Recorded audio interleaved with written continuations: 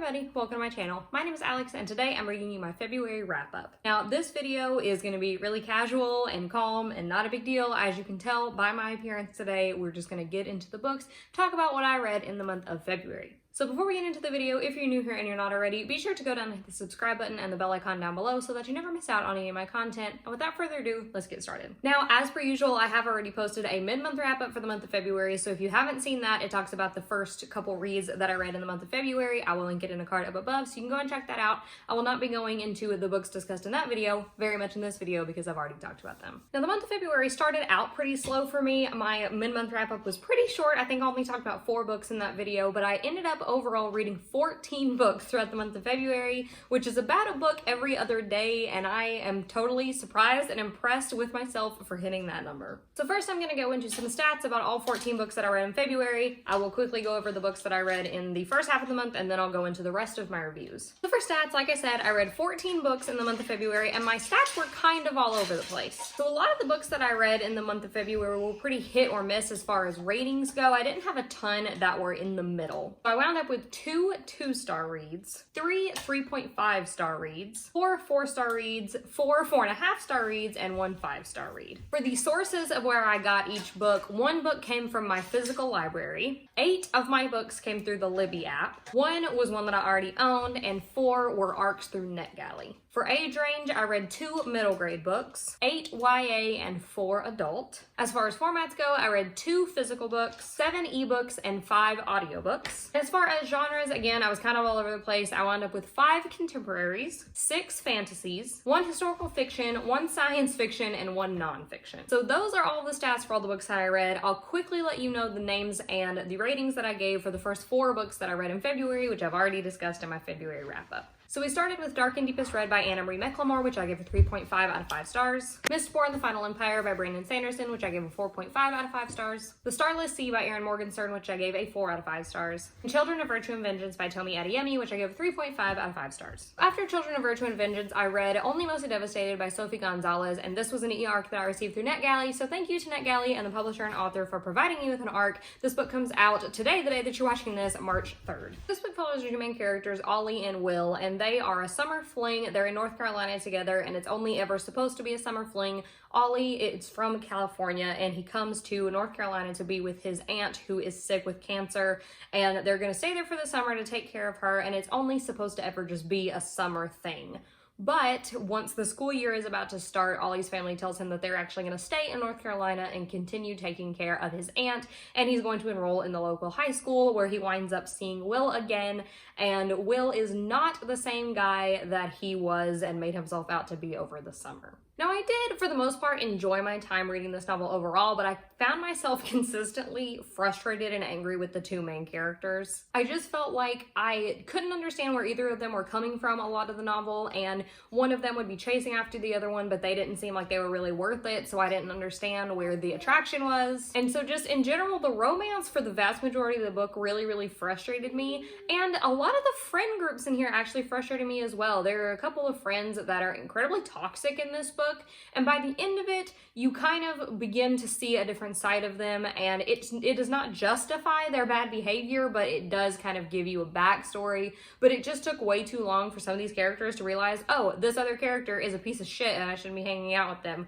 So it was frustrating in that way. One thing that I did really enjoy about this book was the familial aspects. Like I said, Ollie is in town taking care of his sick aunt, and he has, you know, an uncle and cousins that they are really close to, and the familial aspects of this novel were really interesting and really well done. So overall, this one was kind of middle of the road for me. I wound up giving it a 3.5 out of 5 stars. Next, I had a reread of Before the Devil Breaks You by Libba Bray. This is the 3rd book in the Diviners series, and I listened to the audiobook in preparation for the 4th book, The King of Crows, which I hope to complete in March. Again, everybody knows what the Diviners is about, and I cannot tell you the plot of this one because it's the 3rd book in a series, but I will just say I gave it 5 stars the first time around. I gave it 5 stars again. This is still my favorite book of the series so far.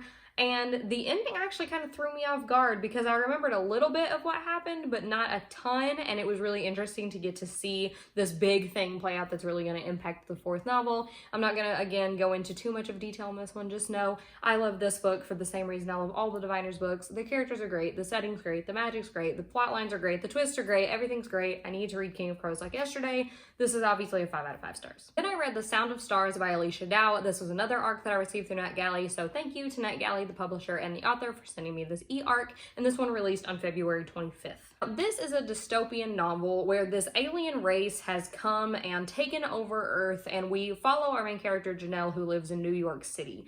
And it's one of the last safe havens for humans, but the aliens are slowly starting to come in and take over. Now, the aliens have dubbed music and art and books and pretty much anything with human emotion illegal, but Ellie, our main character, keeps a secret contraband library and she lends books out to people. That's what she's really passionate about, is these books. Now, we also have a main character, Morris, who is kind of like the alien species. The aliens have created Morris in a lab and he was built to be emotionless, but he finds that he is not. He really connects with humans and the beauty that they have created, and he winds up meeting Ellie and finding out about her secret library, and they form an unlikely friendship and maybe something more, and they're starting to try to take down this alien race. Now, this is one that there is quite a bit of diversity in this novel, which I appreciated. Our main character is a woman of color, and she is, I don't know if it says specifically that she's asexual, but she is somewhere around that, and I just thought that was really interesting. A lot of the characters in this book, especially the alien side, identify as non-binary, which was nice. So there is quite a bit of diversity in this novel, but that is really the only positive thing that I have to say about it. I did not feel like the romance was very well developed. It happened really, really fast, and I could not grasp why they liked each other, really. I also thought that the writing style throughout this novel was a little bit choppy, and it just didn't really flow well with me, and it didn't help me to connect with the story. And finally, I found that this book spent a lot of time talking about the characters' love for books and music, which is really, really important, and that is what is helping the characters hold on to their humanity while the aliens are trying to strip it away from them. But also, this is an alien apocalypse, and we're not talking enough about the actual alien apocalypse. So, like, in general, this was just a weird one. I feel like it could have gone through another round or two of edits just to really be polished, but it wasn't my favorite, to be completely honest. I'm still really thankful that I received the ARC, and if you like sci-fi dystopians, then you might be into this one, but it didn't hit the mark for me, unfortunately. I'll end up giving it a 2 out of 5 stars. The next book I read was Every Reason We Shouldn't by Sarah Fujimura. This was another ARC that I received from NetGalley, so thank you again to NetGalley, the author and the publisher, for sending me this e-ARC. It again releases today, the day you're watching this, March 3rd. Now, this book follows our main character, 15-year-old Olivia Kennedy, and she is a figure skater. She has been figure skating for her entire life, and she worked her way up through the figure skating world in these past few years, but then her career kind of got off the rails and she started not being able to rely so much on the raw talent that she had, and she finds herself not in the spotlight as much as she used to be.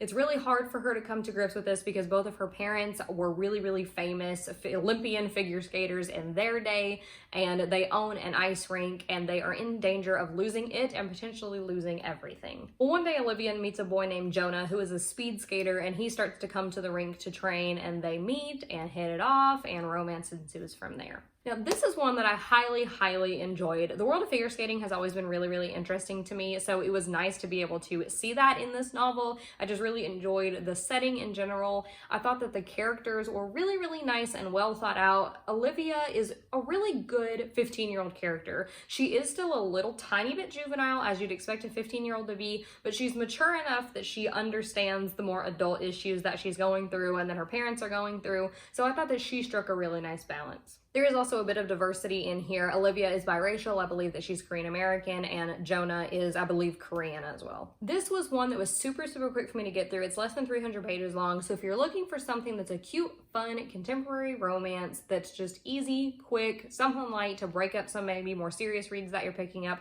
this is definitely one that I recommend. I really, really enjoyed it. Wound up giving it a 4 out of 5 stars. Next, I listened to the audiobook for Long Way Down by Jason Reynolds. This book follows our main character, 15-year-old Will, and at the beginning of the novel, we learn that Will's brother has been shot and killed. And now Will is on a mission to kill the person that killed his brother. Well, that is the entirety of the novel. Is Will is getting on this elevator and he is going to find and kill the person that killed his brother. And as he is taking this journey down the elevator, these people keep coming in and changing his perspective a bit. Now, this is a novel that's written in verse, and if you have the opportunity to listen to the audiobook, I 100% recommend that you do it that way. It is read by the author, and so you get exactly how he intends for every single word to hit, and I thought that it was really, really powerful that way. Even though this book is actually really, really short, the audiobook is only an hour long, maybe a little bit less. I found this book to be really, really impactful, and it had a lot of really good character development and just struggle. This is just a really, really important read in general, and it's super quick. So if you need something like that, please pick it up. I really enjoyed picking this one up, particularly during Black History Month, but I feel like you can pick it up at any point. If you're looking for a social justice novel to go along with maybe The Hate U Give or Dear Martin and you want something short, pick this one up. I wound up giving it a 4.5 out of 5 stars. After that, I read The War I Finally Won by Kimberly Brubaker Bradley, and this is the second book to The War That Saved My Life. Now, The War That Saved My Life, the first one, is a middle grade book that follows our main character, Ada, who is living in the midst of World War II with her brother Jamie and her mom. Ada has a club foot, and her mother has always been really ashamed of that and has pretty much hated Ada for it and kept her locked away in their apartment. And Ada and Jamie actually wind up getting out of the apartment and running away in the midst of World War II, and they wind up getting sent to live with this woman named Susan, who raises them throughout the war. Now, The War I Finally Won is a direct sequel for The War That Saved My Life, and it essentially just follows Ada and Jamie as they continue to grow up and the war continues to go on. Now, this is one that I completely flew through, just like I did with the first one. I love being with these characters in this world. This book has really short chapters, which is something that I really appreciated, and the writing style, even though this is a middle grade, so it's definitely easy to digest, it's not dumbed down in any way, which I really appreciated. This novel particularly has a ton of growth from our two main characters, Ada and Jamie. There is so much that goes on in this novel, and they both really learn to challenge the viewpoints that they've had their entire life, which I thought was really interesting and really well handled. So overall, if you're looking for something different to read about World War II, I know we've all kind of know and love the staples of the World War II literature, but this is definitely one that I think is a little bit more under the radar and one that more people should take advantage of. So I really enjoyed this duology in general and the second book specifically. I wound up giving it a 4.5 out of 5 stars. Next, I listened to the audiobook For Every Drake Starts Over by Linda Holmes. This is one that has been on my TBR honestly for so long, and I'm so glad that I finally got to it because it was very enjoyable. Now, this book starts off in the very first chapter. This is not a spoiler. Evie is getting ready to leave her husband. So she is all packed up, the car is ready to go, and she is on her way to the car when she gets a call that her husband has been in a car accident and he winds up passing away. So everybody, including her best friend and her closest family members, think that she is just hiding her grief locked away inside, and she doesn't correct them and say that she really is not grieving him as much as she might normally be because she was getting ready to leave him. Our other main character is Dean Tenney, who is a baseball player, a pitcher who has been on top of his career for a really long time, and all of a sudden he basically wakes up one day and discovers that he cannot pitch anymore. He doesn't know why, doesn't know what's wrong, but he has just lost his game and has fallen out of the spotlight. So through a mutual friend, they wind up meeting, and Dean winds up moving into the apartment that Evie has at the back of her house, and they agree that they are not going to ask about each other's issues. They're not going to ask about the baseball career. They're not going to ask about her dead husband. They're just going to be friends and be landlord and tenant, and that's all it's going to be. But of course, that doesn't exactly wind up working out the way they think it's going to. This book was everything that I wanted it to be. This is such a cute and cozy and fun and loving contemporary. There are obviously a lot of hard-hitting issues in this novel that are covered, but I think that they're done in a really nice and tasteful way. I really enjoyed the characters and getting to watch them grow on their own and with each other. They were really well fleshed out, and we just got to take our time to fall in love with them, which I really enjoyed. Also really enjoyed that these characters were flawed, and even though they definitely grow, obviously they're still going to have their flaws at the end of the day. So I really enjoyed that part of it, and I felt like it made the characters even more relatable. This is definitely one that I would recommend if you're looking for a fun, cutesy romance, and I can definitely see myself reading more from this author in the future. I'll end up giving this one a 4.5 out of 5 stars. The last arc that I read in the month of February was What the Other Three Don't Know by Spencer Hyde. So again, this came from NetGalley. Thank you, NetGalley, publisher, and the author for sending me a copy. This one again releases today on March 3rd. So this one follows our main character, Indy, who is in high school, and she is about to go on this river rafting expedition with 3 other kids from her class.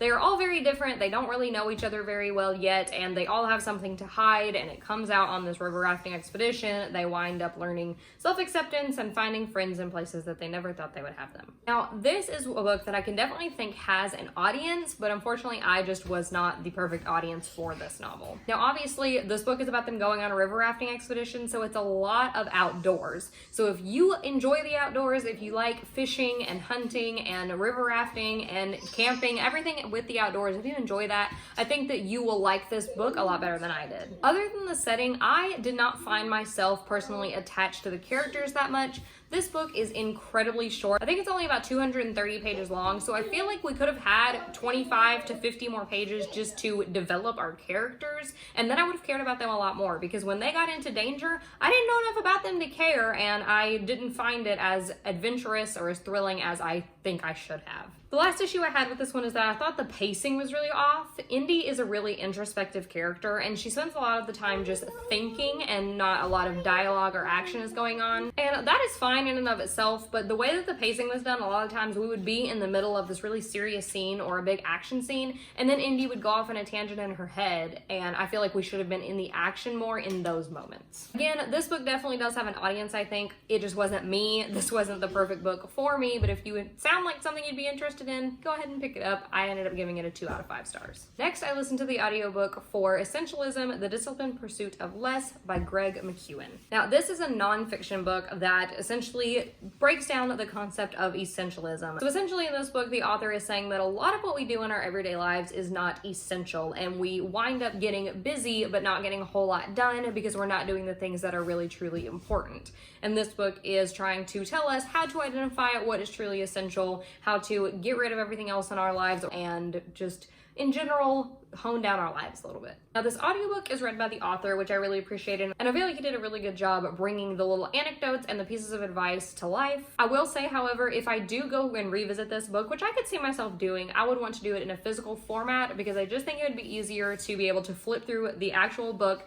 to find the tips and tricks and the concepts that he goes over. One thing that I did really appreciate is throughout the novel, when he would cover a concept, he would talk about how the essentialist would handle it versus the non-essentialist. So that really gives you kind of a look at maybe the way that you're behaving now and the way that you might be able to shift your mindset to hone into this concept of essentialism. So if you are interested in minimalism and just kind of living a slower and more simple life and getting down to the root of what's truly important and necessary in your everyday life, this might be something to look into. I found it to be really interesting, and I could definitely see myself picking it up again in a physical copy and returning to it every now and again. I wound up giving it a 4 out of 5 stars. And the last book that I completed in the month of February was Harry Potter and the Chamber of Secrets. So this is obviously the second book in the Harry Potter series. You guys know I've been reading these books slowly but surely over the last couple of months, and it's going to continue. The second book in the Harry Potter series, I did enjoy it, not as much as the first one. I think this is a lot of people's least favorite, or it's down there in the series.